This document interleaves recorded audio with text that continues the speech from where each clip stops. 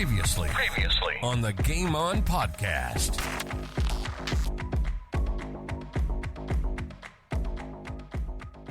I sat in the rooms, and I was always early because my teacher took me up there, and I'd sit there, and then I'd watch all the boys come in.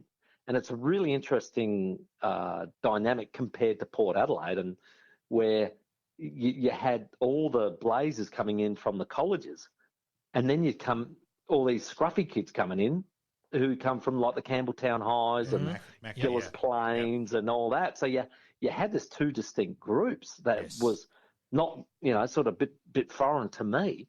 And then of course blokes like, and I'll never forget the first bloke that went straight up to me was a bloke called James Fantasia, who was just an absolute gentleman and still is, of course. And he just said, "Well, who are you, mate?" And shook my hand, and he just took me under his wing. And then there was a couple of other guys. Dwayne Stewart was excellent. David Payne. And when I trained with the 17s, because Gary was he was too good for 15, so he wasn't playing. He was up in the 17s, but those guys were just really nice. And I remember Mr. Fantasia was just, he'd go and watch every training session, you name it, and he was just such a gentleman. Great man. Lovely people. So, so we ended up playing, I think it was 5 minor round games we had to play and sort of like and see who was up the top. And then you had to play a semi and a final when we got through to the final. And I remember I was sort of playing half forward, if you like, because I was an underager. And we, I'll never forget, pulling on the Red Sox, the jumper. Jeez, isn't that bringing the emotion out of you, Timmy G? The bit that got me the most, the bit that really hurt me, was when I pulled on the Navy shorts and this bloody AGC badge was on the shorts. Beautiful, wasn't it? And that was just distinctive of Norwood. AGC were a sponsor for forevermore, weren't they? Yeah. And I just sat there and looked at these shorts and I thought, what are you doing? What are you doing here? And it was amazing. We got through, like I said, to the final. Pete's actually got a pair out too. Did you? Yep, he's just got a pair out. There you go. You know what I'm talking about. Yes. They'll zip up with the button up. Yep, beautiful AGC logo we're looking at. I don't reckon that you'd fit into those these days, Pete. No, unfortunately not. I might get one leg into them these days. Well, I don't know what I might have chucked mine out. I think probably would. I reckon you've got I didn't want any evidence. I didn't want it framed on your wall, Tim. Sportscast SA presents Game On. Game On. South Australians' destination for everything sports. Local, national, and international sports. AFL football, soccer, basketball, golf, baseball, tennis, cricket, and any other sports played in this wide world. And we're going to have a blast doing it. So sit back, relax, and let's do this thing. Welcome to Game On.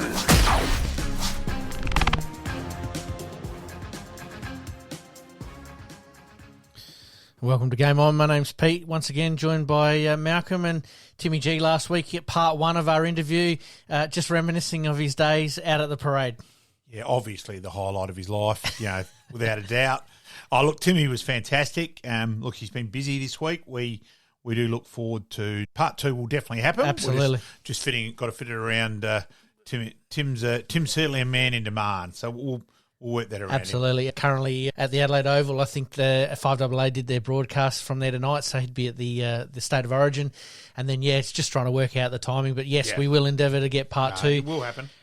Mate, Timmy was fantastic last week, and we've got so much more to cover, and we really, really want to make that happen over the next couple of weeks. It's going to be a little bit of timing because I'm actually away up in Queensland, so we'll endeavour to bring that to you. Yeah, it'll happen, but it's just not sure when, but we'll get there. Absolutely. Around the grounds.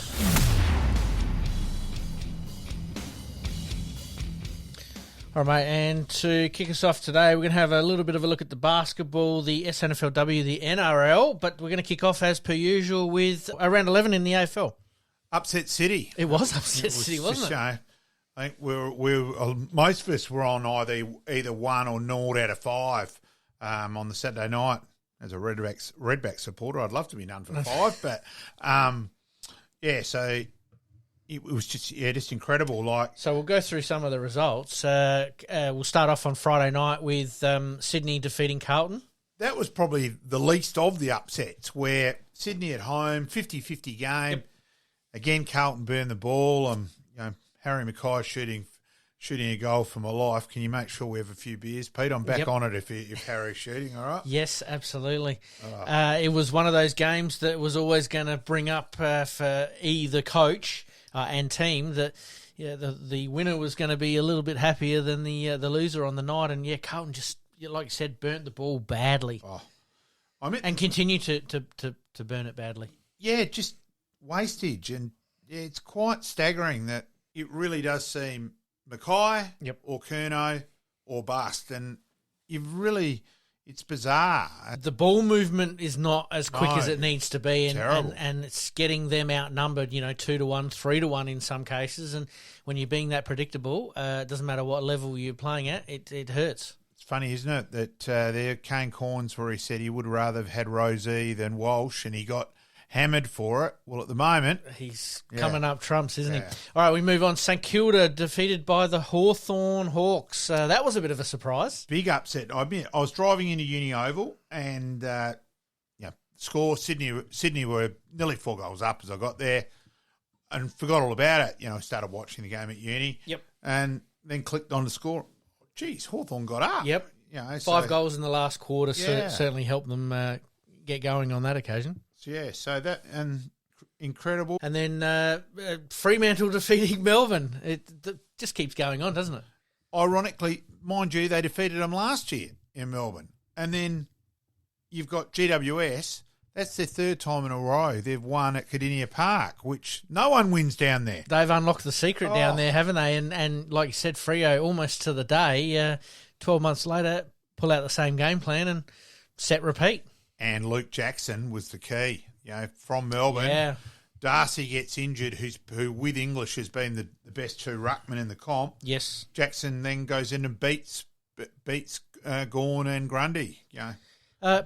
We talked briefly, or brushed briefly against the Giants defeating the Cats. The Cats are in a bit of trouble. Oh, yeah. Well, they're 3 in a row. Big game this week for them. Yeah, the Bulldogs. We'll cover that a little bit later as well. But, they are. Like this, they seem to be losing in blocks. And, geez, they do look, their midfield without Dangerfield. Looks a little bare, doesn't it? Yeah, and a bit stagnant, a bit too predictable. Yep.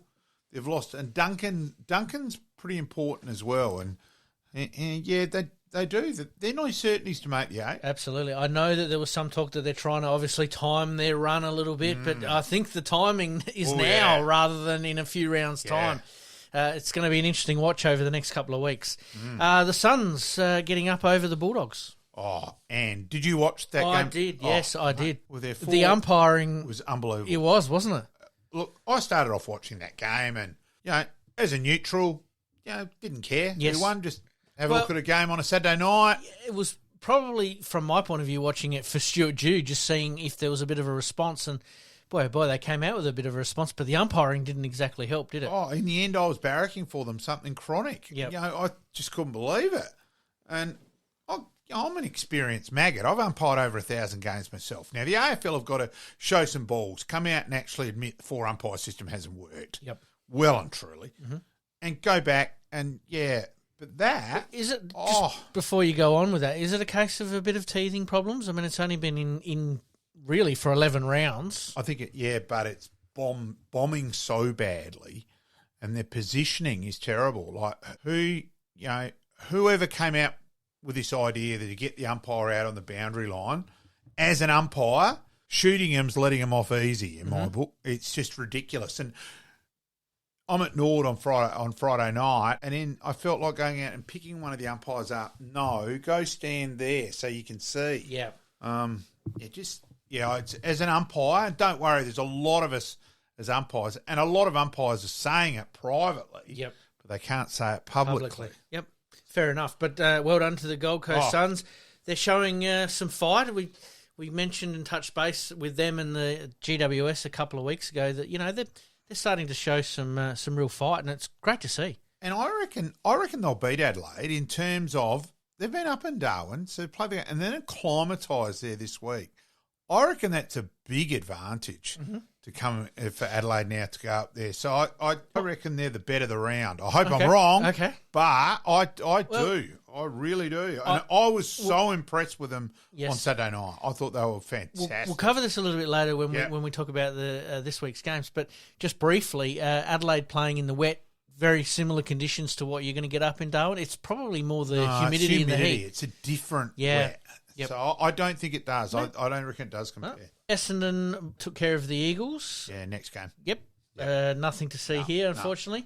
No. Essendon really building at the moment, and they have had a pretty hard draw to start the first 11 rounds, and they've broken even. They've got West Coast again to come, and 2 games against North Melbourne to come. They should make the 8. You would think so. All right, we move on. Port Adelaide v Richmond. Just a little bit too much class was how I saw that. We expected an uplift from the Hardwick announcement. It happened a little bit, but once again, inaccurate kicking. Yeah, and they got within 2 points in the last quarter. You'd think they might. I tell you what, though, the crowd, geez, Richmond supporters, they drop off quick. Absolutely, up and about when they need to be, and not quite when they're not. But impressive once again, Port. The usual suspects, Rosie and Butters and Horne-Francis, and they're doing it without a forward line, like no Marshall, no Dixon. Butters has got to be up in Brownlow betting from. Well, his last 4 weeks have been huge. He should get 10 votes minimum out of the last 4. Yep, absolutely. Collingwood taking on North Melbourne. Just did what they had to do. Correct. Never really looked like, and no disrespect to North Melbourne, never looked like they got out of third gear. They put the foot down when they needed to, but it could have got ugly there early, and North Melbourne, to their credit, fighting back. And Brett Ratton, fourth time or third time he's been interim coach. Yeah, he's the only person who have done it 3 times. Yeah, unbelievable stat, and yet he still keeps coming back to the well. So well done to them. And the last game of the round, and we talk about umpiring in the Gold Coast Western Bulldogs game. I felt like the umpiring in the third quarter for this game there was a few that were just... Yeah. I thought there was a few errors, but I thought it went both ways, where on Saturday night, I thought it was very 1-1 until the last 5 or so minutes where Western Bulldogs didn't get a couple. Yep. But on Sunday, I just thought it was poor. Yep. Both sides. It was frustrating to watch because you're looking at it and going, hang on, that's not a free kick. And then they're giving a free kick. And then you're like, hang on, he's basically ripped the guy's head off. And they're not paying that one. And maybe, again, that gets back to your point about the umpires just being in the wrong position. Yep. Fair call. Adelaide, impressive. That third quarter, 1 goal, 9. Yeah, look, they're lucky in that way. Brisbane 66 inside 50s. You have that many inside 50s, you should win the game. Yep. So, look, I think probably in some ways it glosses over Adelaide a little bit. But is it part of Adelaide's evolution that they were able to just grind out a win, which they should have beaten Collingwood. Yep. And now beating Brisbane at Adelaide, they are establishing Adelaide as a bit of a Crowville fortress sort of thing. Yeah, and they're a team that opposition go, it's not going to be an easy game one way or another. They're going to dig in. Their transition from back to forward when they got their opportunity was impressive once again. And I thought, Brodie Smith out, that loses their drive out of half back, but no, seemingly that was fine. So, it'll be interesting to see what they do with selection this week. Absolutely. With Hinge and Smith available. Yep. And just on that game there was obviously the MRO, Rory Laird challenging his 1-game suspension. Look, as a Crow sport, I'm happy he got off. As a football person in general, no, I don't agree with it. In terms of, we've finally got some consistency. Again, it's not whether we like it or not. Yep. How people out there don't realise the crisis the game is in with litigation, what's to come is going to blow people away. Yep. And I'm not saying that lightly, and it's bloody good mail. I'll leave it at that in that regard. And I just think, yes, Laird did try and soften it. Yes, there were other determining factors there. But for mine, he didn't turn near enough. Yep. I can't believe he got off. For mine, Sarah getting off last night as well, we've suddenly gone back to Pandora's box again. Finally, there've been some consistency. You're starting to go, yep, that's 1 game. Yep. Geez, we've got to get better at tackling. They've got to practice it more. Yep. turn the player all of a sudden now. So what's going to happen this week? are we now sort of getting back to where we were a little while ago, where the end result is determining the suspension or non-suspension? Because obviously Zorko got up almost instantly, and we talked about it briefly before we went on air. Yeah. Neil. Yeah. Went on air that, obviously got a little clip from Rory on the way through and sort of put his hand up. Pedler. Yeah, exactly. So yeah, I get that. But for mine, yep, if you're going to stay consistent, you've gone right. We've got to stamp this out of the game because of litigation. The same thing with a bump. Yep. Bang, stay with consistent. Absolutely. For mine, they've gone back to the result-based suspension. Yeah. Disappointing. All right, mate, we move on. This week, Melbourne v Carlton. This is a huge game considering Melbourne are coming off 3 losses in a row. But you can't tip Carlton. Just can't. It's just simple. Look, it's a big game. If Melbourne lose this suddenly, they're not certain. So, yeah, it is, but you just can't. You cannot tip Melbourne. Carlton, Carlton. No, I totally get you on that one. As much as it hurts me to say this, I can't tip them at the moment as well. Board level, they've got problems. It looks like, that one board member faction didn't want Voss on like a pork chop after the game. That generally is alcohol based. Yep. Seen it happen before. It's not good.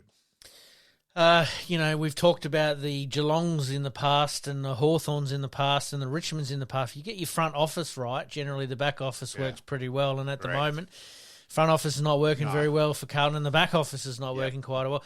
And Adelaide went through the same process. Port went through the same process for a few years. So it does happen, but, geez, at the moment, you're right. You can't pick Carlton at all. All right, we move on. Port Adelaide v the Hawks. This is going to be an intriguing game. If Sicily hadn't been a bloody idiot, yes, but I think Port still losing Sicily 43 touches last week. Yep. He's played one of the great games of the year, and then it was just dumb, really dumb. It was.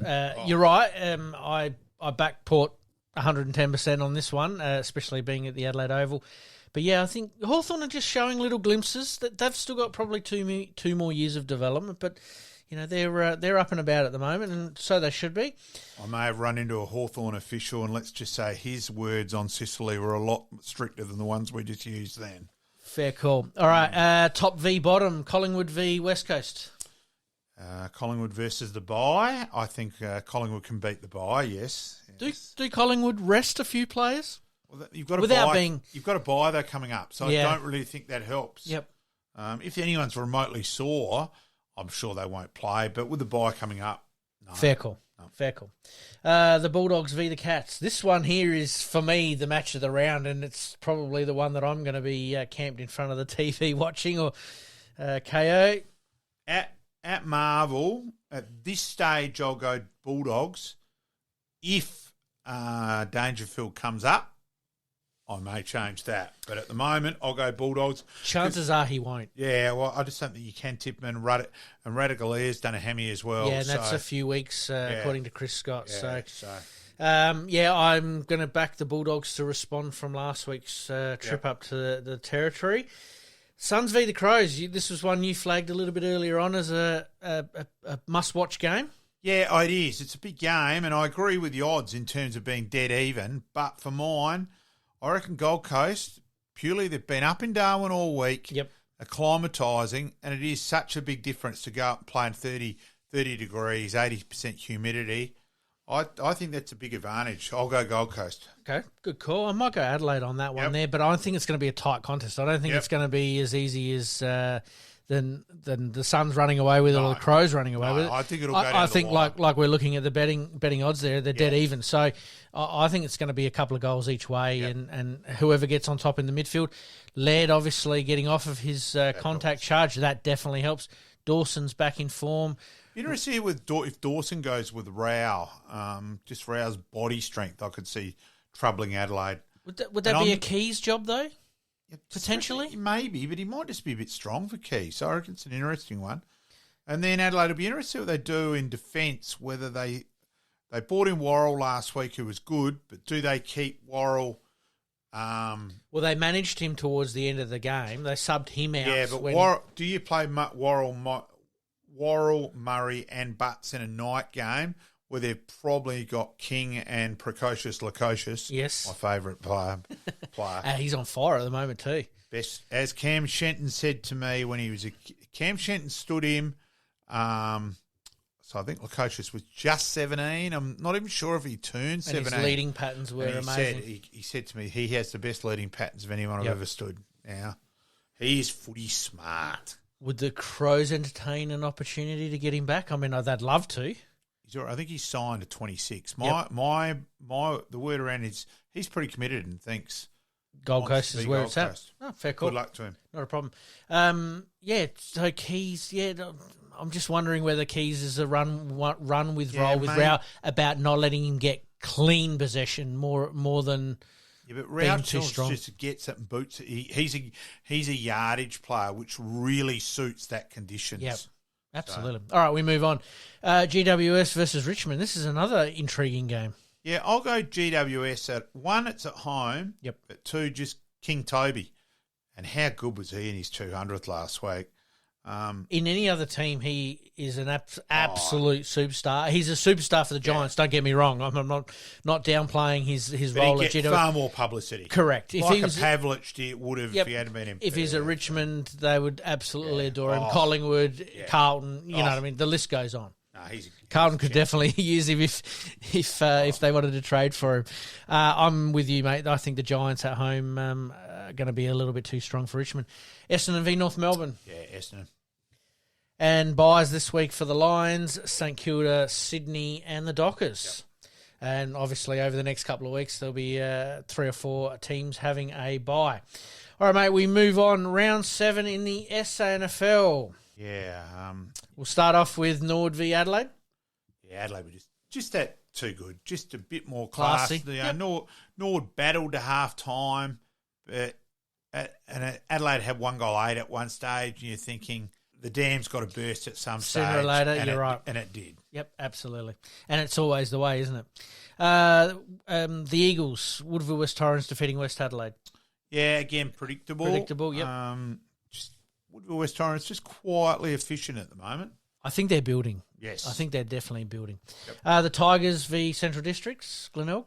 Yeah, they just, they were down at half time, kicked 5 or 6 in the third quarter, the Tigers, to get over the line. So, yeah, again, and that'll be a good game, them in Adelaide this week. I may get there I may go to the game for the last quarter because I'm commentating an 18s game at South Adelaide. Yep. So I may call into the bay on the way home. North Adelaide defeating Port, which we sort of thought was going to be the game of the round, and I expected North to bounce back, and that's exactly what they did. Yep, did the job. And Sturt in a tight one, just getting over South Adelaide. Yes, there's a few South people involved with Adelaide Uni and Bob Miles and that. Even they weren't overly happy. Wallow and a couple of the boys when the Panthers went down. Yep. It's actually funny to be in an environment where there's South supporters. Yep, it's actually really weird at uni. We've got a few guys involved with passionately following South Adelaide. Yeah. Love to hear it. Yeah. All right, we move on. Round 8, Central Districts v Norwood out at Ex-Convenience Oval. Yeah, you've got to tip Centrals. I think you do at home, don't you? Yeah. The Tigers v Adelaide. Back on Norwood, Cam Tahini hurt his knee last Friday night. Initially, they were hopeful, but no, Monday did confirm the dreaded ACL. Ouch. So, yeah. So, all the best to Cam. Absolutely. Best of luck in the recovery. All right, the Tigers v Adelaide. Adelaide are going to be... It'll be interesting to see how many players they take up to Darwin. Do they... because they're going up there, do they take an extra couple? It's not like they're coming from Melbourne and they can just flip somebody on a flight for a night game if they have to. So I'll go Glenelg. I'll go Adelaide in this one. Yeah. I still think their systems are going to be pretty good, and they're up and about at the moment in both levels. The Roosters v the Panthers. At Prospect, I'll go the Roosters. Prospect, yep. This one's going to intrigue me. Port Adelaide v Woodville West Torrens. I'll go Woodville West Torrens. And Sturt v West Adelaide. Sturt. Yeah, I think Sturt as well. Sturt are flying at the moment. And looking at the ladder, we've got Sturt sitting on top of the ladder at the moment with 7 wins and 0 losses. Glenelg sitting second, Adelaide sitting third, North sitting fourth, Woodville West Torrens sitting fifth. Yeah, that's enough. That'll do. Just outside the 8 is Central's Port Adelaide. And then we... The volume's starting to go. I've lost the volume. Fair call, mate. All right, mate, we move on. Tennis, the French Open begun this week. Yeah, big Medvedev, goodbye. Yeah. To the 172nd player in the world. Yes. So, a couple upsets early. First time since 2008 that no Roger Federer or no Nadal at the same time. Yeah, incredible. That is a massive thing. That's almost 20 years. Nadal winning it 14 times. Alcaraz really... is the favourite, I suppose, on the men's side. The women's is a little more open. We'll deep dive into that next week on the basis that we'll sort of sort that out a little bit. But, yeah, a few upsets in the first couple of rounds. And like you said, Medvedev was one of them. Kokkinakis and a couple of the Aussies got off to a good start in some of their matches. Kokkinakis obviously playing tonight on Wednesday. Yeah, to 8:10 is the... start. So basically very soon, next few minutes. Notice, so Fognini has won the first set and serving for the second set against Kubler from Australia. So, yeah. Some interesting results that will keep us on our toes for the next couple of weeks. And obviously the men's singles always throws up a few little...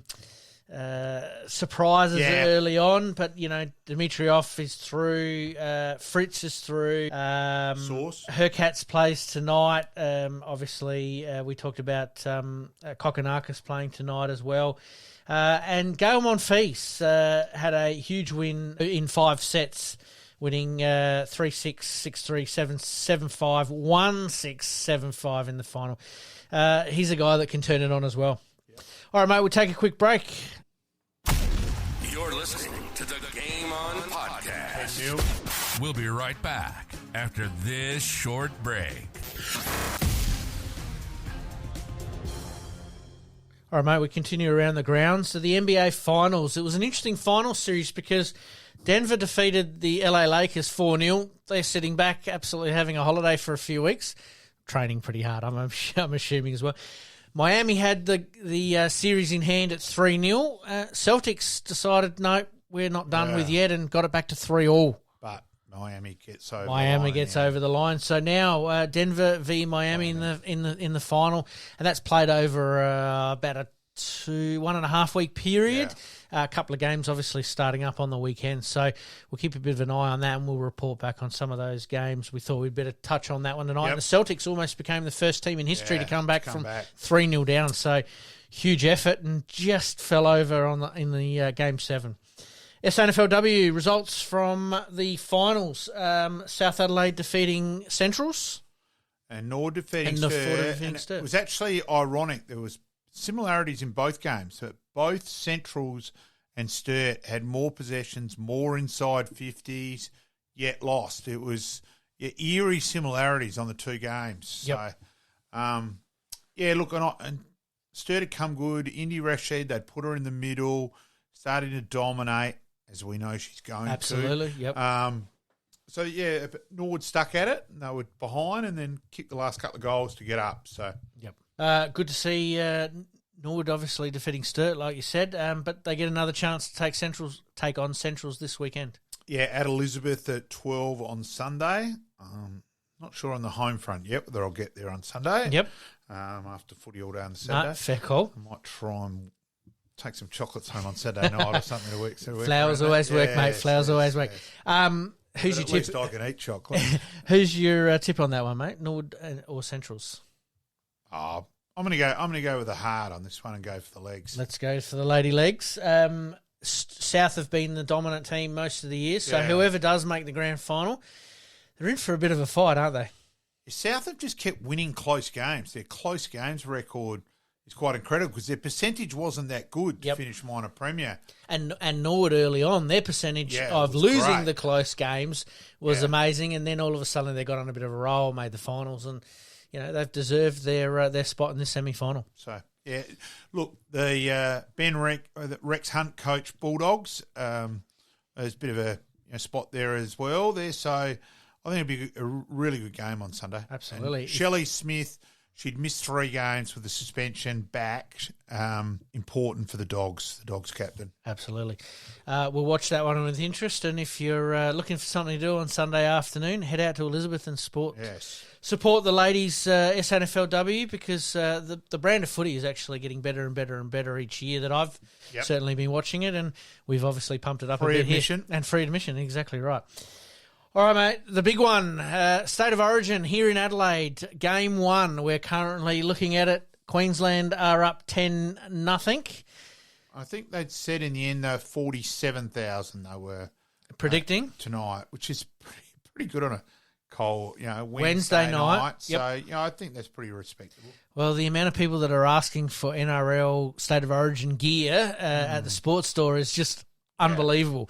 Yeah. So there's definitely a lot of interest in it, and obviously the tourism, the amount of people I saw walking around today wearing Guernseys, New South Wales Guernseys, Queensland jerseys. That's only good for the economy. So once again, well done to Peter Malcom. Yeah, I was trying to get him to call into Dillon's to buy a copy of the definitive rulebook, but I was batting none on that stage, Pete. But I was having a crack at least. Fair call. Yes. Obviously the wrong code, mate. We've probably got to get Jonathan Thurston's or someone like that in the book, and they'll buy it holus bolus, mate. I should have put a photo of him and just stuck it over the front. I love it. The NRL made a huge announcement that they're looking to play the opening round of the 2024 season in Las Vegas. You can't say that they're not ambitious, NRL. I'll give them that. So, yeah, incredible. Getting back to State of Origin, obviously we don't have State of Origin in AFL anymore. For us, this is great. Like, I love watching these guys absolutely go hammer and tong at each other. Is it something that AFL the big thing players miss, or is it just that we're in that vintage? No, they do. Yep. Bass and I've spoken about that. There is still a burning desire for that state red jumper. Yep. But it's just, you're not going to convince the clubs of the injury. You've got to remember there's Australian selection on the end of this. So they've got no choice, the clubs, but to support it. Yes. So it's the 180 degrees difference. Yep. And I don't think AFL will ever have it again. Plus, we are a national competition, minus obviously the Northern Territory at the moment. But hey, who knows what may happen? But Tasmania coming in. When the Crows, the Power, Fremantle, West Coast sort of came into the VFL, I hate to say this, and became the AFL. It's not quite VFL. Extended VFL, absolutely. That State of Origin sort of went out the window a little bit, didn't it? Yep. Absolutely.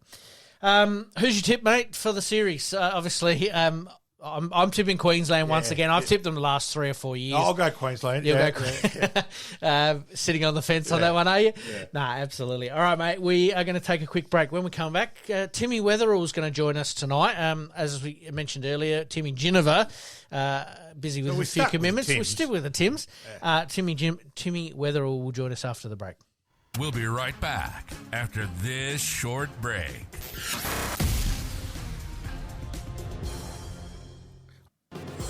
Past players, past legends, past legends.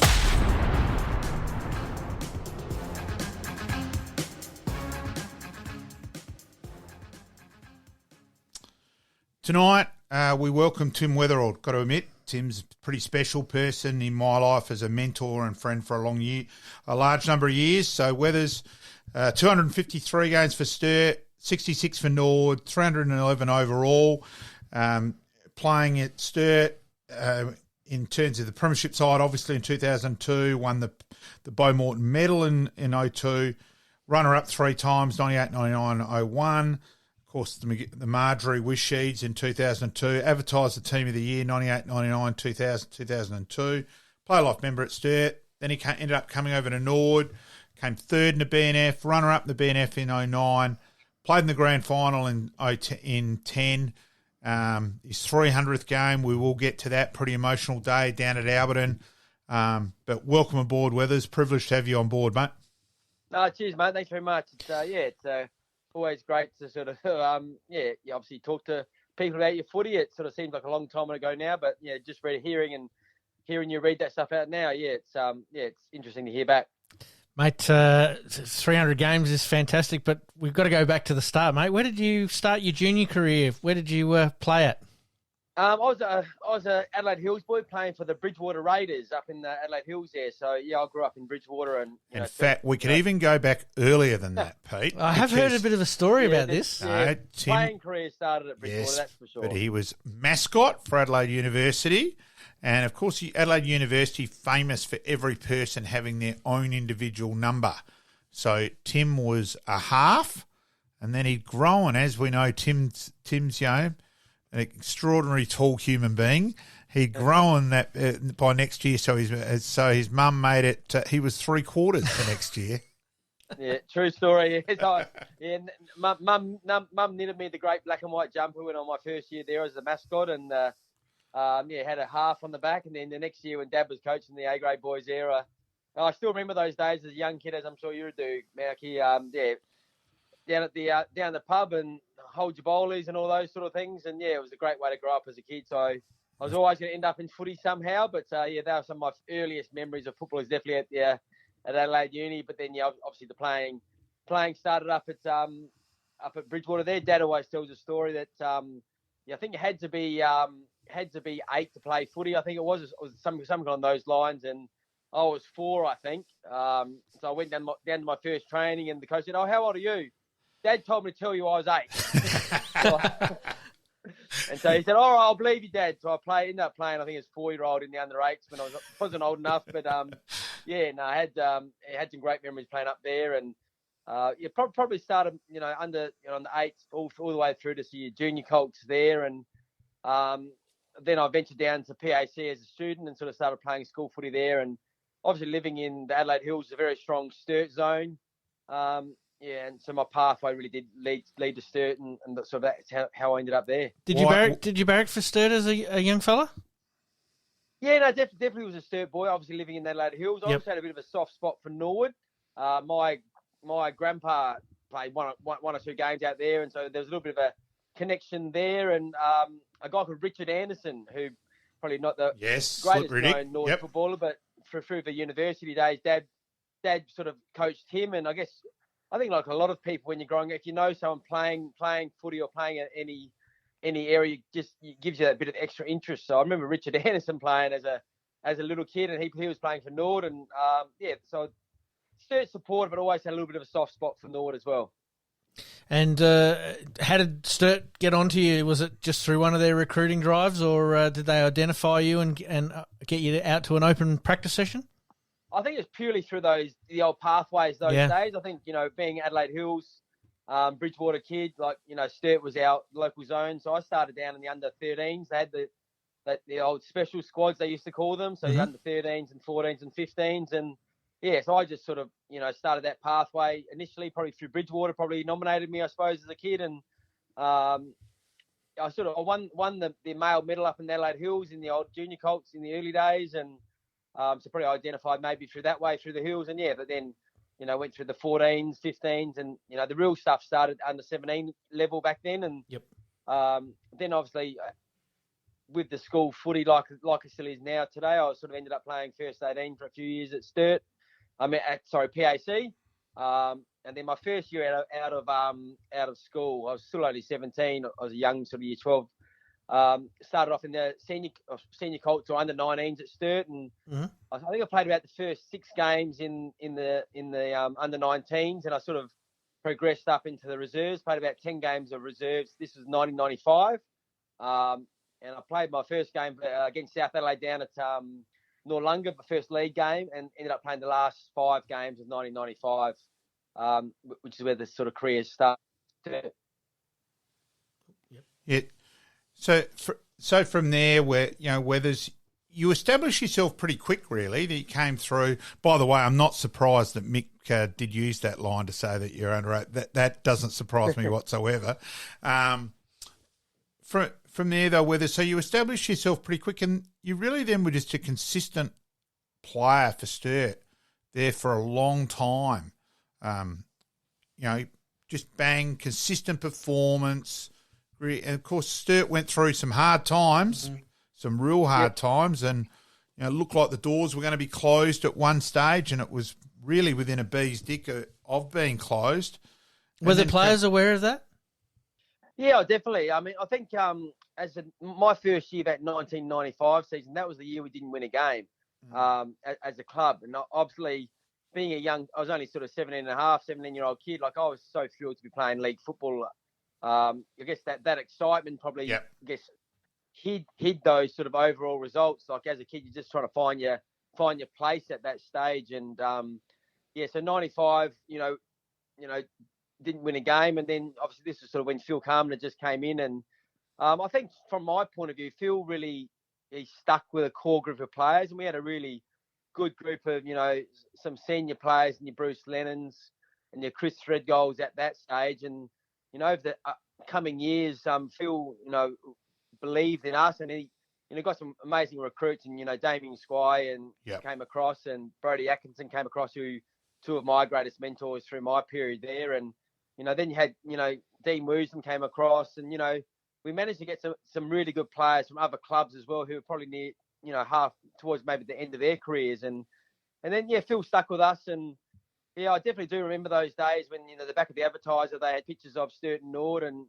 trying to pick a team from those for the AFL when that was the rumour at that stage coming into the AFL. And then obviously the possibility of Sturt folding and then, again, combining with Nord in the SANFL, and it's definitely played in your mind. And one of my greatest mates, Ben Nelson, I mean, always obviously his old man Sandy had a lot to do with the, for his era, that group of guys through that era really did stand up, and they probably showed the way, I think, and led the way in making sure that we didn't fold. And I think the Sturt Footy Club got a lot to thank from that core group of players through that time. Also, we better add too that at one stage it looked like cricket could have been the go. Weathers could seriously bowl a leg break. They turned a bloody long way, and his dad was a very good leggy as well. And state junior sides with Bass and Simon Goodwin. So cricket was a distinct possibility at one stage.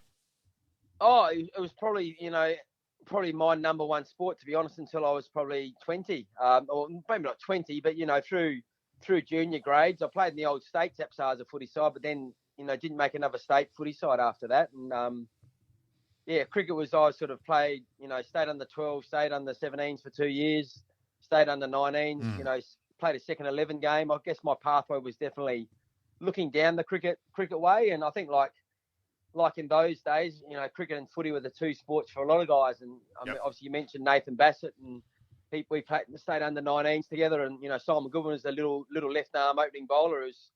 He was smaller than me in those days, and so we had some good sort of guys who just love playing sport. And I guess back those days there probably weren't the opportunities in cricket that there are these days. And the way I looked at things back then, I think there was say 45 players on an AFL list. There was, I think 14 or 15 teams, whereas cricket, you basically had to be in the best 11 in the state to really, play at that, that top level. And to me, it was probably a numbers game in the end. I sort of thought I had more opportunities through football. And, I was still playing a bit of A-grade cricket when I was playing league football. And I think it got to that stage where I think the grand final for cricket was the first round of SANFL footy. And it just didn't make sense to play a full season and then have to then choose not to play in a grand final or miss a league game. And so at the end of 95, when I just made my league, sort of started playing league footy, cricket was, love cricket, still love my cricket. But I think the opportunities to me at that stage looked better in footy. So that was probably what decision came. Who are you watching in the cricket these days, mate? Who's the player that gets you up off the couch and jumping up and down for joy when they're going well?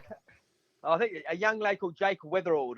There's little Jakey, he's a young Darwin lad. So he's my dad's brother's son, and so obviously Jake's a Darwin lad, and he came down and boarded at PAC when I was teaching there, and I've obviously followed his career really closely. Being obviously, a cousin and family member. It's me and my whole family love going to watch him play in the Big Bash League, and obviously through the Redbacks through those periods.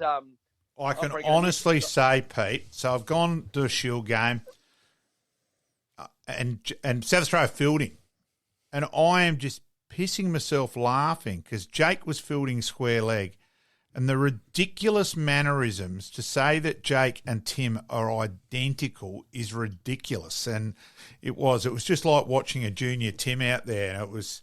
And it's funny when Tim mentioned Simon Goodwin, because back then you had Tim's dad, Simon's dad Terry, and Weather's dad both playing for Payneham. Yes, and they were the old days in terms of you're in the bar afterwards, and let's be honest, if Mick took wickets, he would quite often be the last person there, and we used to joke that we'd go around and change the.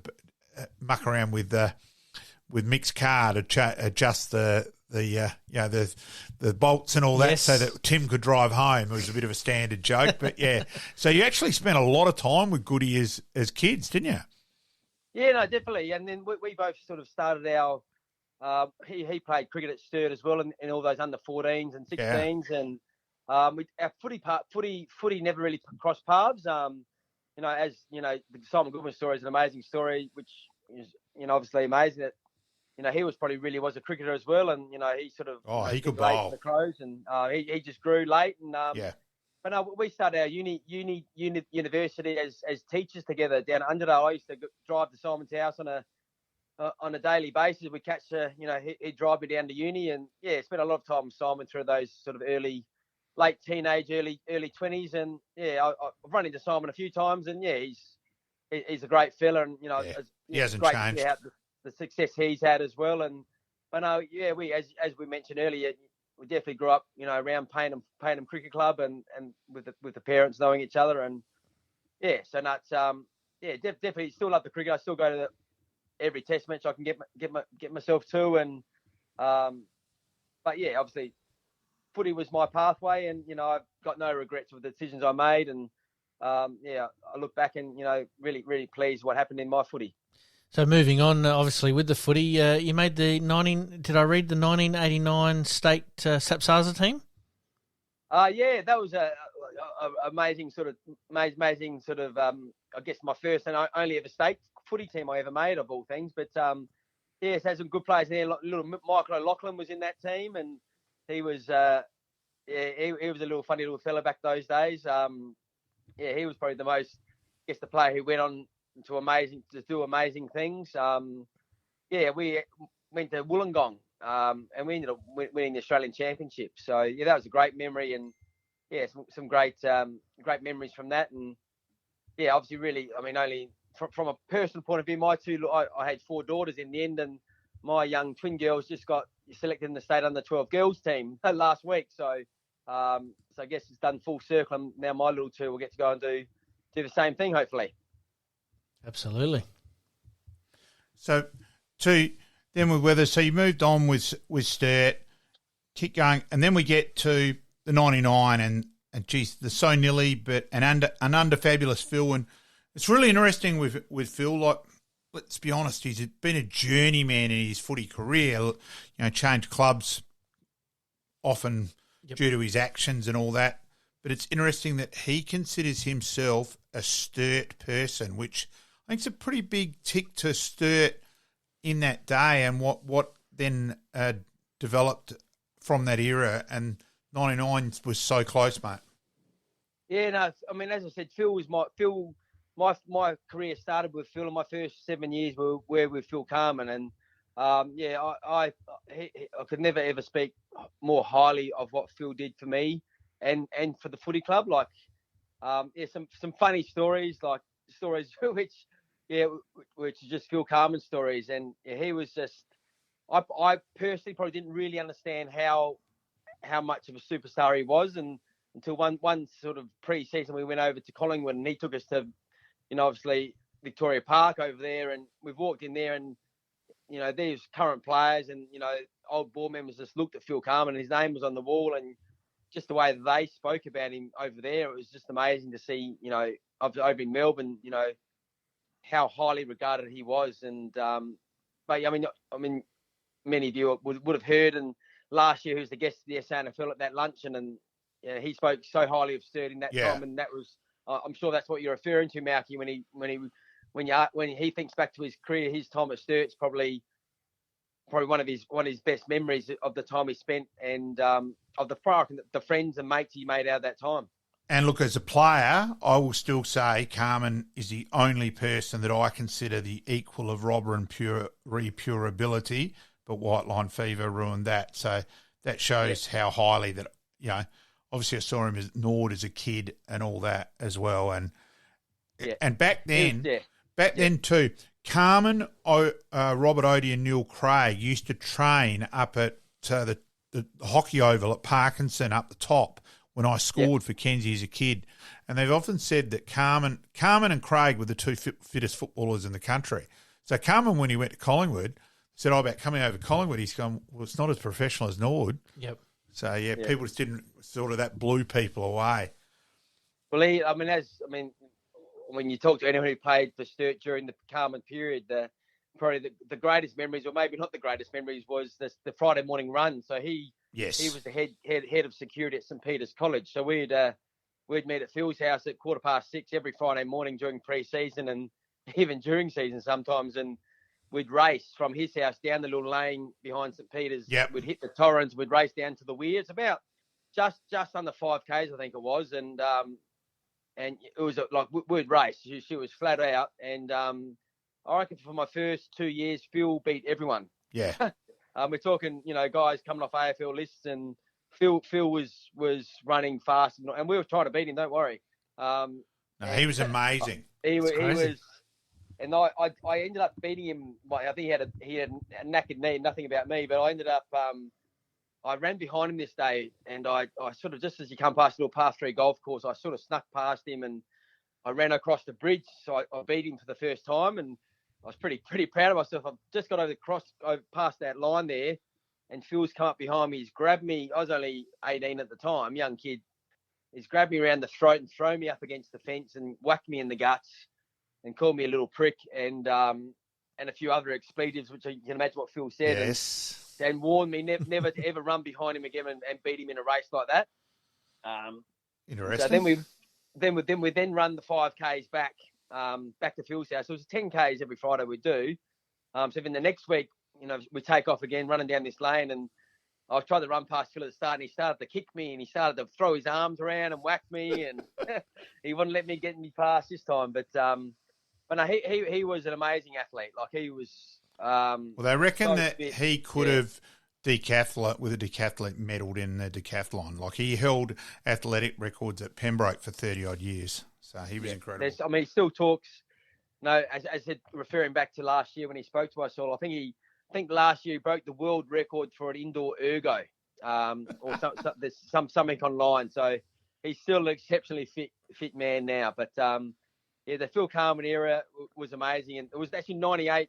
The year you're referring to, Malky, where we only lost 4 games for the whole year, and it was those early days when Port Adelaide they snuck through into the 5 that year. Their AFL players, I think they only had to play 3 games to qualify back those days. It was 3 games, And so your Brett Chalmers, some young Burgoynes, came back into their side, and I think they made 5th on percentage and ended up coming through from 5th to make the grand final, and we'd beaten them all year, but they ended up knocking us off in the grand final. That was the year which we probably should have won. Then you sort of flip through to 02, where we hadn't beaten Centrals all year. It's quite a remarkable year. Like, ourselves, Sturt, Norwood, and Centrals were the 3 best sides, beat everyone else easily, but Centrals couldn't beat Norwood, Norwood couldn't beat Sturt, and Sturt couldn't beat Centrals throughout the minor round. And so it got to the grand final, and we were definitely the major underdogs. I think we'd lost to them 4 times, Centrals, during that season. And, so obviously 98 we probably should have won, and then 02, where we were the underdogs, we did win. So would love to have won a couple of grand finals, but to win that one in 02 was amazing. And pretty special under Sticks's influence in that year, mate. And Sticks had come from uni, so obviously it had a bit to do with Sticks in that regard. Yeah. No, yes, obviously that was Phil had sort of moved on, and we had a sort of tough finish to the year before, and Brenton came in, and Sticko was he probably just feel it gotten us so far, and just through pure effort and just inspiring us, and Sticks just added a little bit of structure and just a couple of those little things on the outside the edges, and he was great, obviously, to work with us that year, and it was an amazing feeling to win that grand final.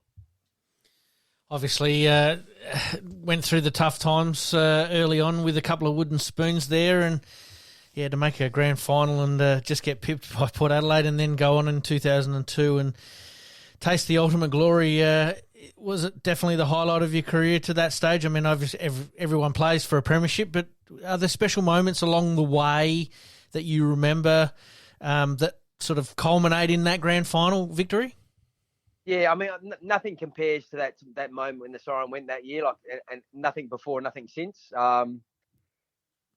Sporting wise, I should say, I better not mention anything about family and having babies, but yes. It was pretty. Well, we'll get to good. that. We'll get back to. We'll get to your text message. It was pretty special. But and I mean, throughout the career, I mean, the first game's always an amazing thing. Yep. I was a young kid growing up in the SANFL, and to play a league game was just extraordinary for me. And so that memory of that first game down at Noarlunga, and I remember my first mark, and someone from, I can't remember who it was, from South came and knocked me over, and Andrew Geddes, who's one of those great guys through that period, he went and just whacked him for me. He said, "Don't you touch that little fella again," and he probably did that for the next 10 years for me. But it was just that first game was very special. The first win, we beat West Adelaide the following year, which I think I can't remember the actual number of games we'd lost in a row. I think it was in the 30s or 40s. Yeah, I thought it was in the 30s. Yeah. Yeah, but we beat West Adelaide at Adelaide Oval, and that was a great memory. Then there's milestone games. Is the first final you play in, and yep. I think, but nothing compares to that grand final. So a late one, which I'm sure you remember, rulebook. Probably one of the greatest memories late in my career was, as a team, was winning the prelim final versus the Eagles for Norwood in my second to last game, when we were out of the game. We're probably we were gone. Yeah, gone, and Nick Daigan stuck that goal in late, and that was a marvellous moment for me late in my career to win that one, to give myself another chance at a grand final the following week. But the milestones, 100, 200, 300 were amazing games, but like that grand final, nothing compares. Okay, Tim. Now onto the really serious side of it with BALI. I think we all, from back here, all thought, "Oh, geez, that's terrible," and all that. But for me, it was almost like a light bulb. It was smashing. Watching you run to Julie at the airport, obviously knowing the two of you and knowing Julie for 40-odd years and all that, that really smashed home to me about it. And then I unusually for me, hesitated for a long time. And we were doing an Auskick thing at Prince's. I could virtually go and find the blade of grass where I asked you. And I was really nervous asking you, can I ask you about BALI? And your response, your exact words were, "Please do, Malcolm. I've been encouraged to talk about it." And so then we started, and you said you'd written a book. I then went and got it in our break. I'd read it that night. And the whole BALI bit, just unfathomable. We all agree, but that we spoke about it so much. And so we'll fill in some of our listeners that may not be aware of obviously the BALI bombings in 2002. Yep. Sturt were obviously there on their end of season trip. Is that right, Weathers? Yeah, true. So it was literally won the grand final on the Sunday, and obviously being a school teacher, I partied most of that week, and we headed off to BALI on that Friday night, arrived sort of early on the Saturday morning. So what's that? Sort of 5.5, 6 days later, and then the bombings. There was 20 of us inside the Surrey Club on that night, 6 days later after the grand final. So she was the shortest celebration of a premiership ever, I think. But but I think as you touched base on, I think there, Malcolm, in regards to obviously 9/11 had occurred, probably the first really big terrorist attack, and obviously massive, hard to fathom then, but back in Australia, you probably didn't really know people, whereas as you said, I think Bali, for Australians, people had been there all the time or knew someone, or I think it was so much closer to home in regards to that, is probably why it had such a big impact on people in Australia. And yeah, I'd say that's as last year was the 20 years since that had happened, and yeah, it was obviously a horrible moment in our lives, and the footy club was, I've said this from the start, probably the way I got through it was I was so lucky to have so many people who came through with me from Sturt and then the support of a footy club. I hate to think of those people who were over there with just one or two friends and came back by themselves. So I was lucky, as were all the Sturt boys who came back, to have so many great people, and not just Sturt, but the SANFL who supported us. And yeah, it's obviously sad. Nothing will ever compare, and you never forget it. But yeah, we've all sort of had lives since then, and yeah, it's a really horrible memory which we go back to, but that's part of our history. But also with that, Pete, that Mocha Dunstan said, because Josh Deegan's body got found just as Sturt were about to land, and said, look, we've got to get someone to speak. Mm-hmm. And Tim put up his hand to speak. Now, we can sit here and debate over who's a good captain, who's a good coach. Yep. It's all bullshit. Where Tim displayed life and death leadership. Yep. And she was. It was one of those things that, when we flew back into Adelaide, a couple of days after it all, and I think I'd been in the media. I'd sort of obviously just won the McGarry medal as well, and I guess I was sort of in the media a little bit, and it was a pretty traumatic time, and yeah, I guess I was the person. I mean, I was only 24, 25 at that stage, and probably one of the most senior players on the trip. We were all pretty young kids, and I guess that was I took on that role of trying to, I wanted people back in Australia to know what had happened. I guess that was the thing, and still do want people to know, and so it's never forgotten. And it was horrible, tough period, but yeah, I think we all helped each other through, and we still do nowadays.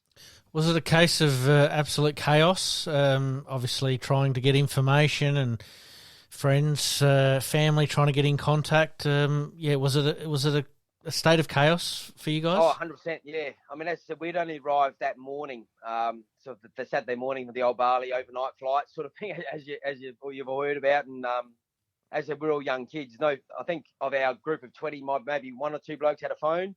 So there wasn't the technology you had today, and didn't really know Bali at all. I'd never travelled there by myself. I don't think anyone in our group had ever been there. And you're obviously in the middle of a nightclub, and when the bomb went off, we all pretty much got separated because we were sort of in different places of the bar. And I somehow managed to get out the front of the bar. Some guys went out the back, and I ended up back at our motel, ironically, which was lucky for me. And another player was back there at the time, and his story is an amazing story. He left the place probably half an hour before the bomb went off, feeling sick, and he was in the second level of our motel room. And when the bomb went off, he hit the roof, and all the windows came flying in. As just to describe, I suppose, the power of the bomb. That was sort of from maybe 500 meters away from it.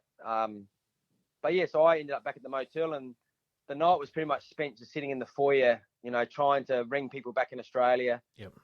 You mentioned Graham Dunstan. Like, I rang my father, Mickey, back in Adelaide, probably, I don't know how long after the bomb went off. I still reckon he was probably one of the first people in Australia who ever even heard about it.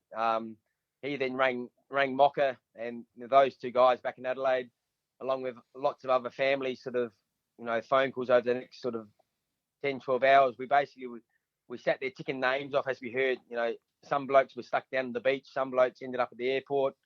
Some guys called us from random motels around Bali. And, I guess by about 6 o'clock the next morning, we'd sort of, ticked off where most guys were. We knew Julian Burton had been badly burnt, was in hospital. We didn't know where Josh and we didn't know where Bobby were. And so it was one of those, like, do we want to get out of here? How do we get home? Ringing consulates. Just had no idea what to do. Like, it was just as you said, utter chaos. All the all the local people wanting to come in and see what had happened. All the people who were involved were trying to escape, and so it was just a backlog of people, and you literally couldn't move. It's an incredible story, really. Yeah, it's still mind-boggling. Obviously, Sturt being the wonderful club that they are, they obviously would have helped you guys out with counselling and support during that time. Any comment on how they handled it? No, definitely. Like, it was, amazing and tough for them as well. Like, Brenton Phillips, first year coach, just won a premiership, and now he's got 20 of his players, going through an experience like that. So, hard to describe. It was, they did an amazing support for us. Like, I still think probably one of the best things we did, when we got back, may have been 3 or 4 months after, we all, when I say all of us, the guys who came back and survived Bali, we sat in a big room and had a bit of a round conversation, and for me, it was great to hear someone else say that they couldn't sleep, or that they shat themselves every time they heard a loud noise, because you realise you weren't the only one. And I do probably think we should have done more group stuff. They did lots of individual stuff, but to me, sitting with those boys and talking about it as a group, I think was more helpful for me, to know that I wasn't the only one going through these stupid things, which I thought, there's a couple now that we know are still struggling, and really, I think that's a pretty important point that would have helped. So, and I'm sure the club would agree with that now, and think things have changed a lot, I suppose, in 20 years around those sorts of things. But the club couldn't have done anything more than what they did, and very thankful for the support through that time. Weathers, I remember ringing Sticks, when I was writing the article on you, and asking Sticks, how did you cope Bali? And Sticks' exact words back were, Rubel, you're not given a coaching manual how to deal with terrorism. And I thought, geez, that just nails it. Yeah. Spot on. So it's it was probably may never happen again. I don't know. I really hope. I hope to God it never happens again to any sporting club. But it was definitely part of Sturt's history now, and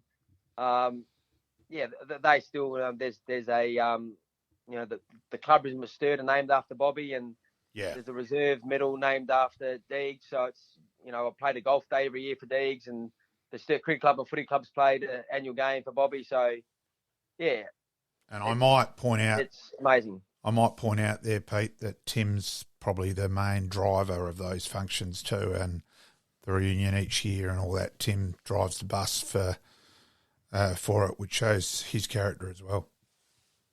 So everyone supports it, and we just don't want it to ever be forgotten. Like, probably the one thing which I never get is you need to move on. That was one thing which we'll never move on from it, and we don't want to move on from it. And that's something which sometimes annoys me when people say that. That's probably the one comment I don't like. Oh, you need to move on from it, or it's bullshit. Just get past it. Something which and I don't want to not remember it either. So does it reignite when obviously it's brought up through the news? I mean, obviously we're talking about it here in a fairly open forum, but obviously on the news, somebody gets released that was part of that group. Does that bring up bad experiences for you guys, or is it like, no, let's just heal knowing that that's going on and we'll move on? Every time I do think about it, or it's in the media, it still definitely brings back pretty horrible memories, and I openly have cried and still do cry now about it. That's sometimes it gets me, sometimes it doesn't. It's funny that, isn't it? It's one of those things. But I mean, I often talk about the story that when Amrosi, who was one of the main bombers, was in court, I had a cameraman follow me around for 12 hours because they wanted to see my reaction when he was sentenced. So the media was definitely all over it, and I was quite a big contact for it, and it was pretty tough during those early days for sure. But last year with the 20-year anniversary, probably was the most media had been on it for a long time, and that definitely. I actually travelled back over to Bali, which was great to go with my family, and I guess from now probably the thing that rocks me more is family and seeing them get emotional about it as well. So it will always be with me. It'll always affect me, and that's just my life, and that's fine. Mate, you're only human. You're only human, and Yeah. it's a totally natural response. And I will say, Tim's wife, Marnie, is one of the great people of the world, and can't speak highly enough about Marnie either. Yeah, no, it's well, that's like, well, on that, I guess 20 years last year, got a little tattoo just below the heart there, just live life with no regrets, and that's probably how my standard line, I suppose, since then is. Now that's we both, me and Marnes, both think that same thing, that you just got to live life, and I have ever since then. I've probably a bit flippant with my money sometimes, but I never know what might happen tomorrow. So definitely, my life motto has been to live life with no regrets ever since. Mate, thank you for sharing that with us. That's it's a unbelievable story, and we definitely won't be forgetting it. And thank you for sharing that with us tonight. But we've got to keep going with the footy. That's exactly right. I wanted to. That's right. Let's move on. Wanted to jump on that, but no, thank you for that. But obviously, a bit hard, obviously, with the Premiership defence there, and the next year or so, playing off the bench became a bit frustrated. Yeah, definitely. It was one of those for the next couple of years. It was, probably play. I was probably I felt close to my peak in that period. A few disappointments in regards to didn't get a state game. Didn't get drafted.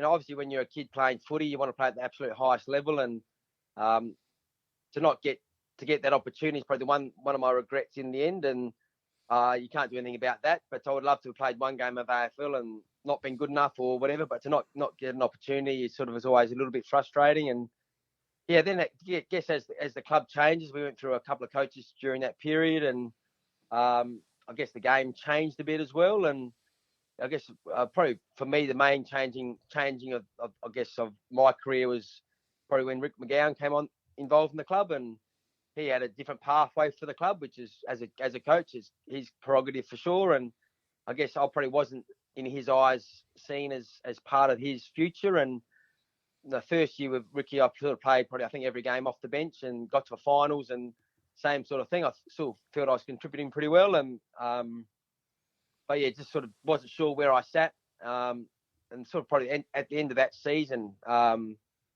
spoke to Rick and said, I've had a pretty good career. I'm pretty happy where I'm at. Look, I'm thinking maybe, if you don't want me to continue on, maybe I'm better off retiring and moving on from now. Mm-hmm. And he encouraged me, no, we really, really want you to play and whatever. So I came back the following season and did the full pre-season and got to the first trial game, and he picked me in the reserves, and I hadn't played reserves for 16 years at that stage. I was, as you spoke about earlier, I was very lucky as a player. Injury-wise, I didn't miss games, and form-wise, I was pretty consistent. So from my league debut in 1995, I hadn't played a reserves game ever since. And not there was any issues with that. If I had to play reserves, I would have. But after that career, I was in my early 30s. I thought at that stage, look, I'd rather retire, as a league footballer. And what I'd done, I was quite proud of. So then I told the club at that time that, I felt I'd rather retire than to spend my last few years playing reserves footy. And so that was a really disappointing way to end the footy at Sturt. I'd always, like any kid, I think you want to play at the same club your whole life. I grew up as a Sturt person, and it wasn't to be for me, unfortunately. So then I was a bit lost. I'd done a full pre-season. Got myself nice and fit, ready to play footy, and I was at a bit of a loss. And so I ended up playing a game over at Tumby Bay, of all things. That's right. Yep. Michael Curtis, one of my great mates, who's Tumby Bay lad, and he got me over there. And he always says I got caught holding the ball about 15 times that game because I was too slow, he reckons. But I tell him he was too slow to get the right spot. But wasn't the greatest game for me, but it was good fun. And yeah, then it ended up, as I said, didn't really know what I was going to do. I was still working in Adelaide and still loved my footy, and had a phone call, quite a random phone call from Jack Cale, who was down at South Adelaide in those times. And he basically said to me, look, I'd love you to, he reckons I was still good enough to play league football. And, when someone like that says something like that to you, I think, oh, gee, that sounds good. And so I ended up having I organised to have a meeting with Jack the following Monday down at Glenelg. And and I thought, if I'm going to do that, I want to have a bit of a look at who's South playing for South. And so I went out to watch South Adelaide play North Adelaide, of all things, at Prospect. So I was standing in the outer, just watching those guys play, doing a bit of research. Had my meeting with South on the Monday, and the coach of Norwood at the time, Trevor Hill, was standing in the outer. And I knew Trevor just through my work, through school sport. He said, "What are you doing here?" And I sort of said, just sort of weighing up my future, whatever. And he said, "Well, would you be interested in coming to Norwood?" Just off the cuff. And so, without going into it, long story short. I want to get involved here in a minute, Weathers. Yeah, that's sort of the short of it, really. And yes, I was working at Prince Alfred College at the time, so Norwood, obviously similar sort of area to Sturt, similar sort of values I felt. So at this stage, though, Pete, but it's just so far away. Yeah, and I'll get club song's pretty close too. Yeah, now let's remember though, Weathers, we were doing Sapsaza together at this stage, and so he said East Adelaide. Yep. So which we did for a long time. We'll get to one of the wins on that as well during the next bit. But so he said, "Right, Rob, what's your thoughts here? Take your Nord hat off." And I said, "Yeah, well, South and that." But then I said, "Weathers, you've effectively answered the question yourself with the travel point." And I left that night, and I'm thinking as I walked out towards my car at West Beach, I'm thinking, I reckon Weathers will sign for Nord tonight. Walked in the next morning, your first words were, "Hey, Rob, I signed for Nord last night."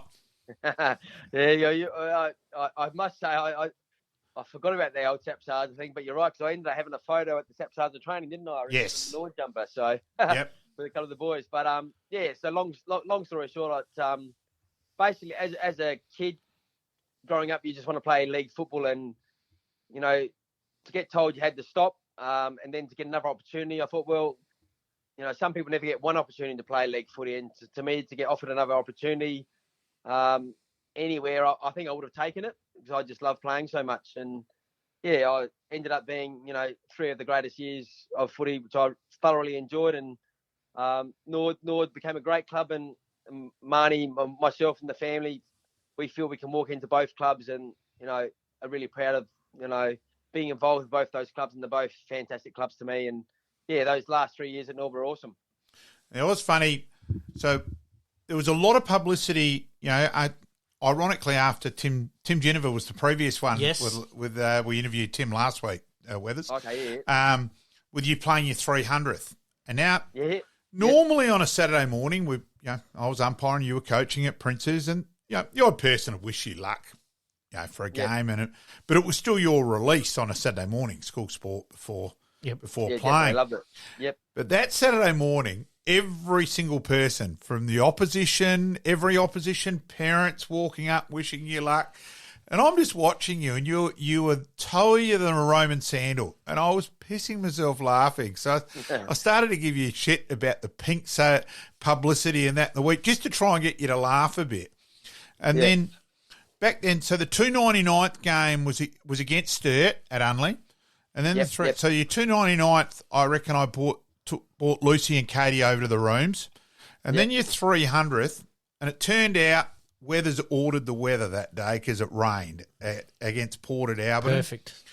And as you were getting cheered off and the Nord crowd were chanting, "Timmy, Timmy," I thought, geez, this is a huge tick for Weathers and Marnie, how quickly they've settled into the parade to be so accepted. And it was a little bit unusual because Sturt weren't playing that day, so Sturt was open for Sturt guys to come into the rooms, and which is unusual in most cases. So Bruce Lennon, there was Threaders. I'm trying to think who else. Sheeds was there. Sheeds, yeah. But they were all quite nervous. They were just standing by themselves and I went over to Beetle and said, "No, this is Weathers Day. Bugger this Norwood Sturt bullshit. Get in there." And then I brought Lucy and Katie in. Lucy ran up with the lollies, and that sort of broke the ice as well. And then, of course, that 300th that night was the Nord auction as well. So it became a Nord auction T. Weatherald 300th night. And the Sturt guys, to their credit, bought a table, and I thought that was fantastic that night as well, Weathers.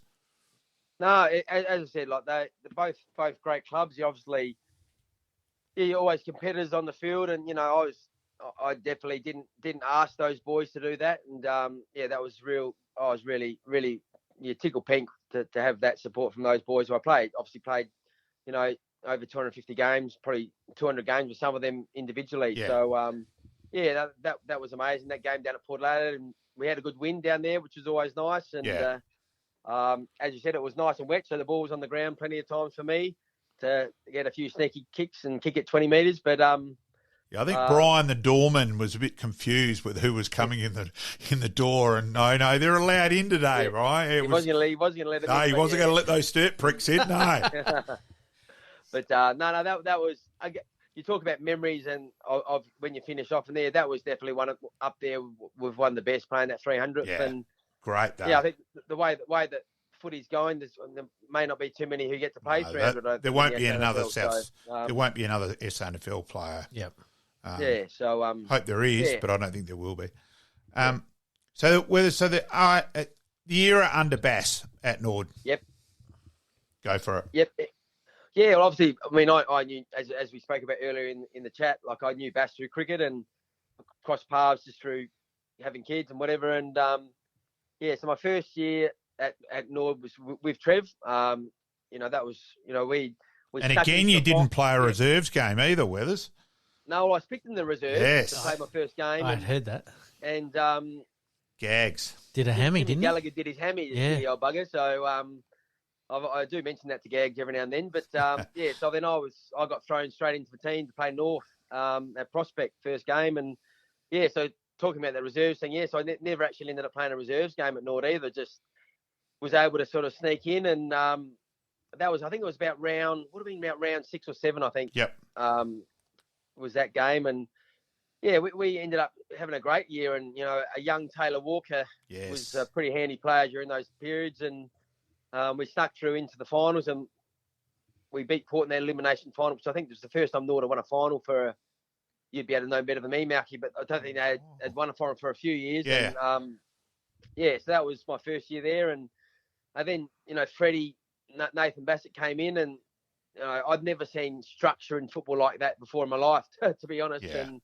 And but in saying all that, that probably allowed me to play another couple of years because you just got to play shorter periods on the field, and he managed that really well. And he sort of trusted me a lot too, which is great. He didn't expect me to change my style of footy, and whatever, he sort of worked my style into his style, I suppose. And I thought it worked really well, and obviously it did for that period. And we had a great sort of couple of years. Well, great. I only had the 1 year with him, but it would have been the dream way to finish a year. I would love to have probably played it. It was one of those things as a person, at the end of that year when plenty of footy guys have been to that period where I love playing the games, but it's starting to get hard to get the training.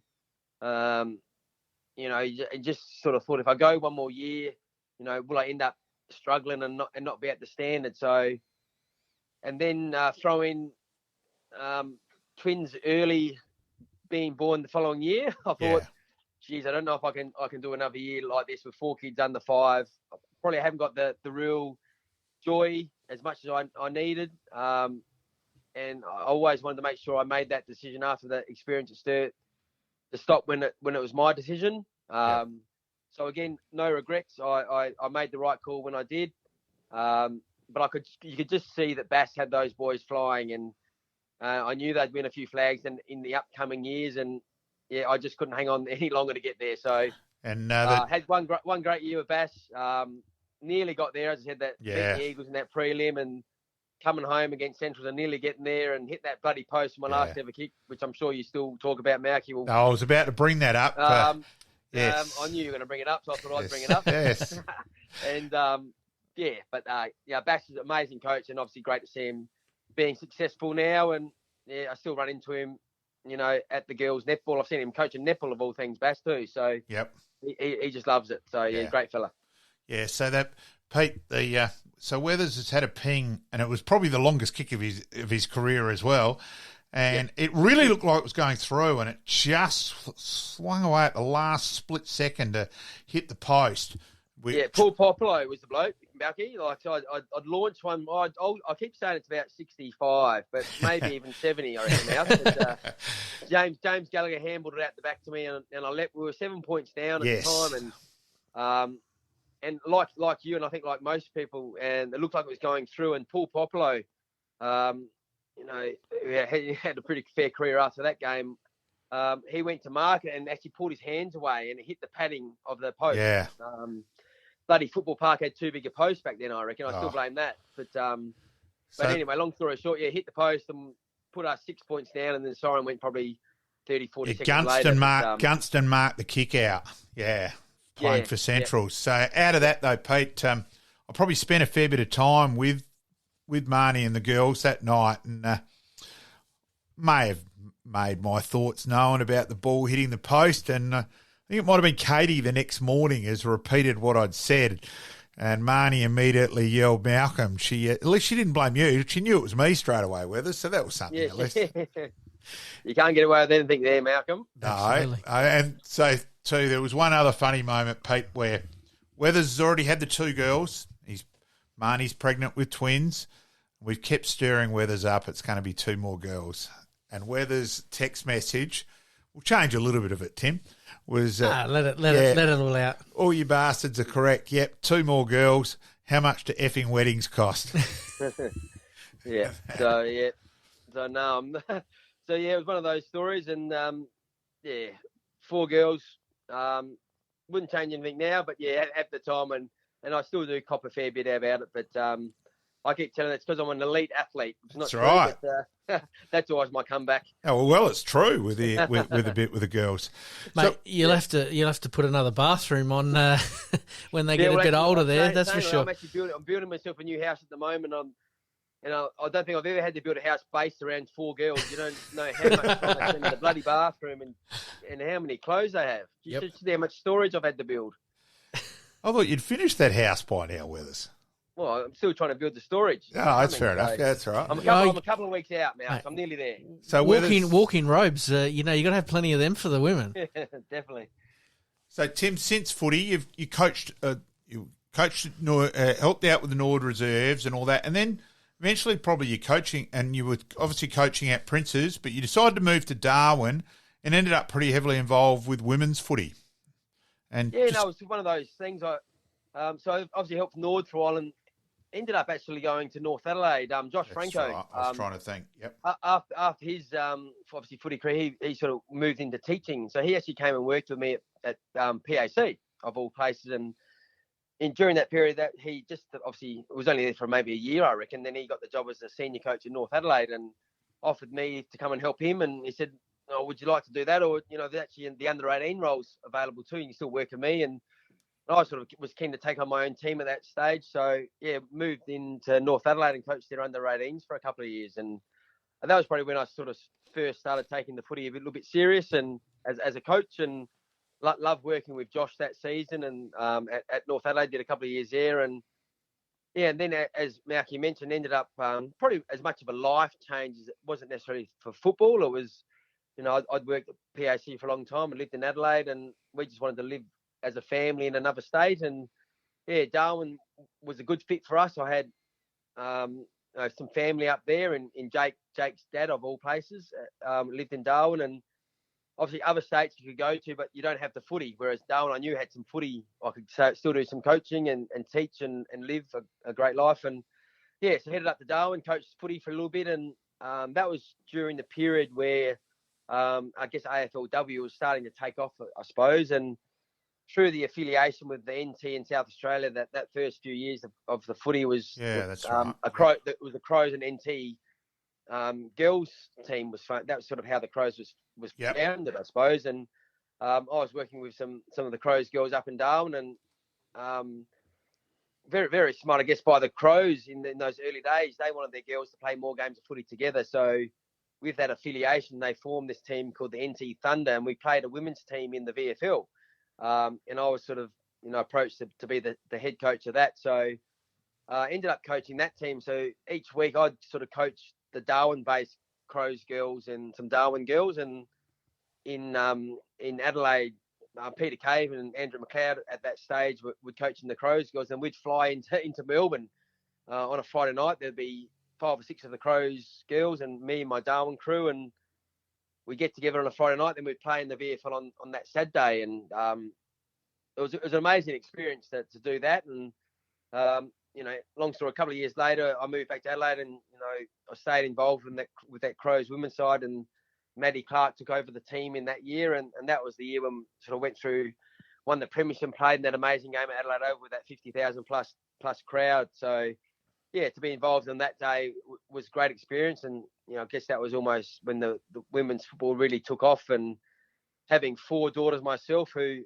obviously love sport, and they all love their footy, and there's pathways there now for them, isn't there? And there's legitimate pathways for them. And I guess through that period there, after the Crows, I was working down at Westminster School coaching their first 18s. I didn't really have the time to put into that role fully, and you got offered the opportunity through Robbie Newell, another great Norwood man, great man, to work with the state under 18 girls team. And so for the last 4 years, I've coached that team, and obviously had a few issues with COVID and missed out a few carnivals and stuff. But that was sort of, about only really a 3-month program through January through to April, and I was able to do that and work with these amazingly talented young girls, and then still coach at Westminster without too much of an issue. And yeah, so I've done that for the last 4 years, and some amazing experiences just to see the development of the girls. That first year I did it to where we were last year when I finished. You just can't compare how much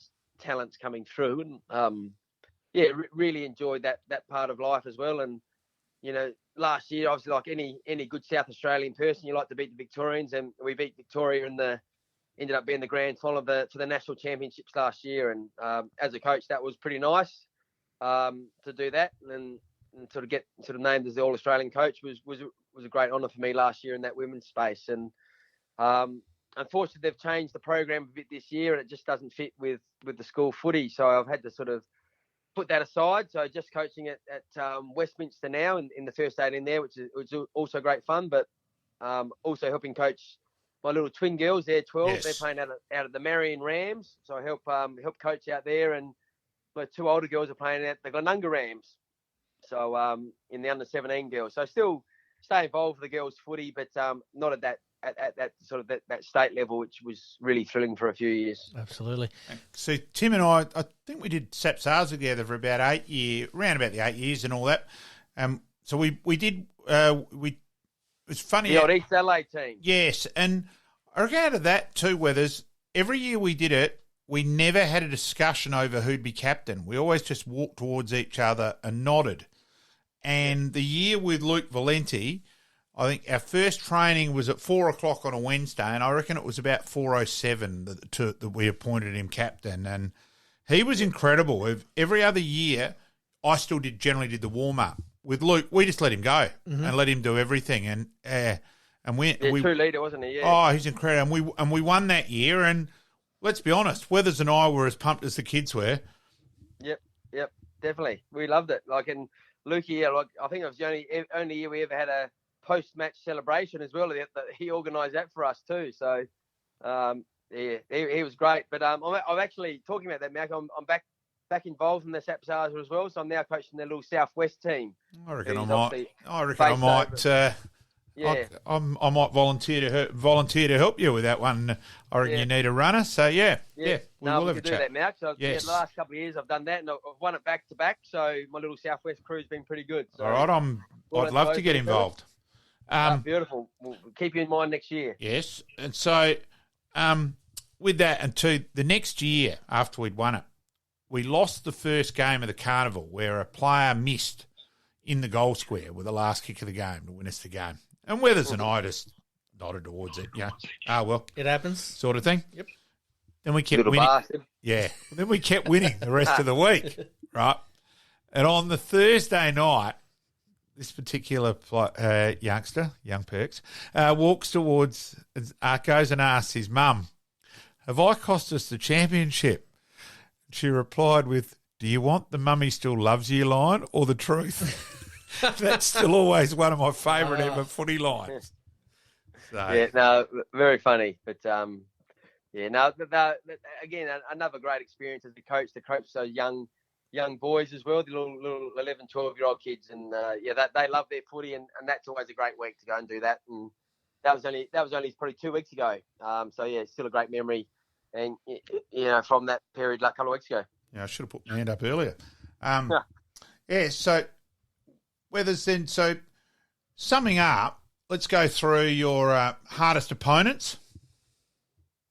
Yeah, I mean, Brett James in the early days when I was playing at Sturt, he was a great opponent.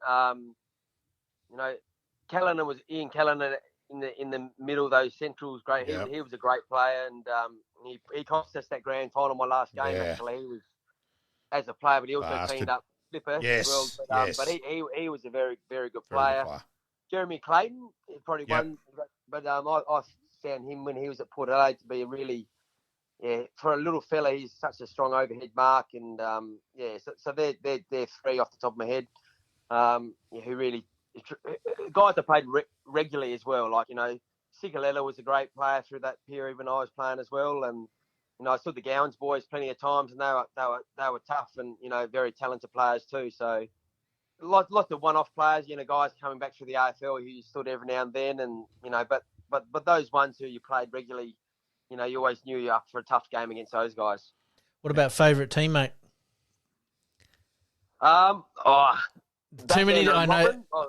Me and Batman. I was Batman. Well, I was Robin, and Ben Nelson was Batman for a long period there. So, Benny Nelson, we played as kids as well. So he obviously moved to Carlton for a little bit in the Crows, but he was always a great teammate of mine. Probably, obviously we had a really good core group of players. I've sort of mentioned a few of them. Your Brodie Atkinson was great when he came over, and Damien Squire. I mentioned Bruce Lennon, Andrew Geddes, Chris Threadgold, an amazing captain, leader, and great person around the club. Andrew Geddes, just some great players. Pure talent. I reckon the most talented I played was Damien Squire. He was a freak. He was Lethal left leg. Lethal, yeah. He's won three McGarrys.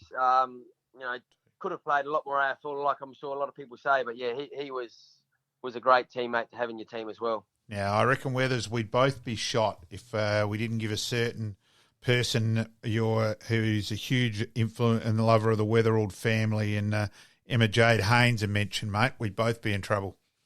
Yeah, I know.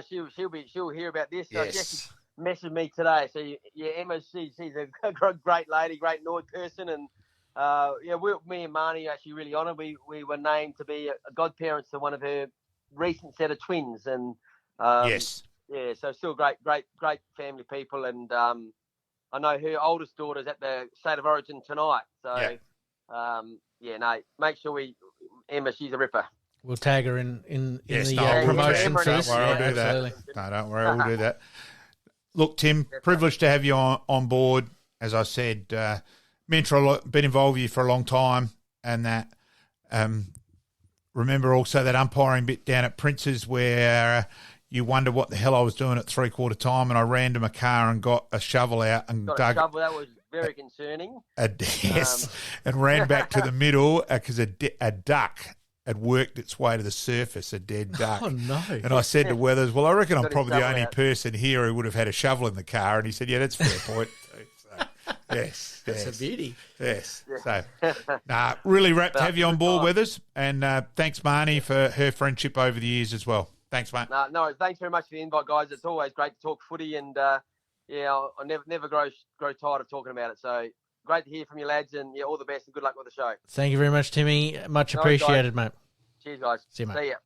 And, mate, we've just been speaking with Timmy, and obviously early on in his footy career was starved of a little bit of success, but ultimately got the success in 2002, and then didn't get to celebrate it like most Premiership players would. And wow, what a story about the BALI bombings. Yeah, look, I admit it's something I struggle to talk about. I was welling up myself going, this is just an amazing story, and just to hear it is just crazy.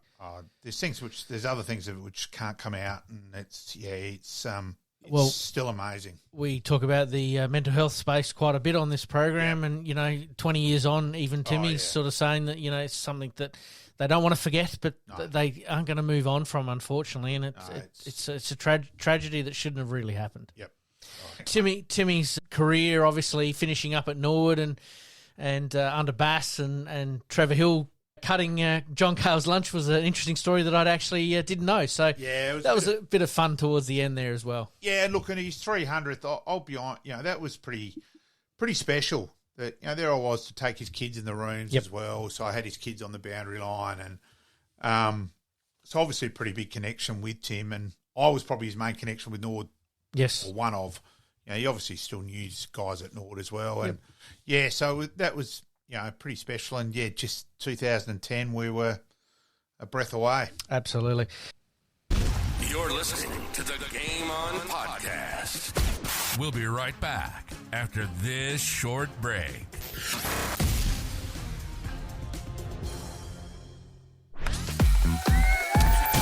Happy days.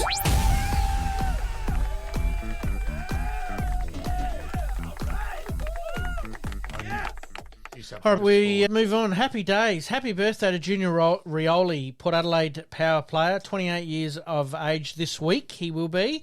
In 2016, he was drafted, has played 60 games, 9 so far this season for the Power, obviously as a midfield forward. Bit of a journeyman. I did a bit of research here. Started in the Northern Territory at St Mary's. Very, very good club at St Mary's up in the Territory there. Yep. Xavier College in Melbourne, ended up at Glenelg for a little while, and then off to West Coast. Yeah, got drafted from Glenelg. Yep. From his form at Glenelg. Yeah, controversial player. Look, 2 years. You can argue that he was lucky to only get 2 years. Yeah, in the Asada investigation. Look, he's a good player. Is he a key? Is he a bit of a key to Port sparking it up a little bit, or are we still sort of hedging our bets a bit on the Horn Francis Butters, Rosie, Dersma type deal? We are a little bit. I find it interesting that they've Port have drafted Narkle tonight. Yep. So he probably may end up competing with Rioli for a spot. So he's important, but if Fantasia got his body right, which is a massive if, suddenly probably he's not quite as important. And McEntee is around the mark as well. Yep. So, interesting watch Junior Rioli over the next couple of weeks. All right, we move on to golf. In 2001, US Open golf at Pine Needles, defending champion Kari Webb of Australia repeats her victory by 8 strokes ahead of the runner-up. The largest margin in 21 years. Nice. Kari was a good... Oh, she was a champion. Very, very good golfer. Nice that you go to the bar in the last round, effectively, in the last hole, knowing you got up. Absolutely. 8 strokes. That's probably a dominant performance, isn't it? That's probably 15 to 20 goal win. It's a bit like the Port 119, our favourite losing margin ever, around that mark. Absolutely. You enjoyed that one, Pete? I did, yes. I'm smiling on the inside. Obviously, like you said, there's nothing worse than finishing your round of golf and having to wait for everyone else to catch up, and all of a sudden you got to go back out there and play a playoff hole. But you're up by 8 shots. You're right. You are pretty much all sipping the champagne while they're coming up the final fairway. So very well done to Kari Webb in 2001. Mate, we move on. 2018, the Golden State Warriors' Steph Curry breaks Ray Allen's NBA Finals record for the most 3 points with 9 in the Warriors' 122-103 Game 2 win over the Cleveland Cavaliers. 9 3-pointers is ridiculous, isn't it? It's just incredible. There's varying thoughts to that. That's exactly right. Once they get a bit of a hot hand, they can reel off 4, 5, 6 of them in a row. But depending on where they're playing and positioned and the opposition. But 9 and that broke a record too. It's incredible record. But it really does seem to be a famine or miss. It can be quite incredible in basketball that way. There's sometimes you sit there and you just see them peeling off 3-pointers and you're like, how good's this? And then the next minute they just are nowhere near it and you go, oh, well, they are human after all. Suddenly the next game they're in the next suburb. Correct. And the Cleveland Cavaliers, I'll get that right. The Cleveland Cavaliers, obviously a bit unlucky on that occasion to get a bit of a hot Steph Curry. All right, we move on. Tennis, I thought was very topical at the moment. 1972, the Women's French Open tennis. The American icon Billie Jean King wins her only French Open title, beating Yvonne Goolagong. Yeah. I don't think she was Corley at that stage, but 6-3, 6-3 in the final. Yeah. Oh, look, Billie Jean King was a great player. Margaret, the Margaret Court, that era. Billie Jean King just before Everett Lloyd. Yep. Side of things. Absolute champion.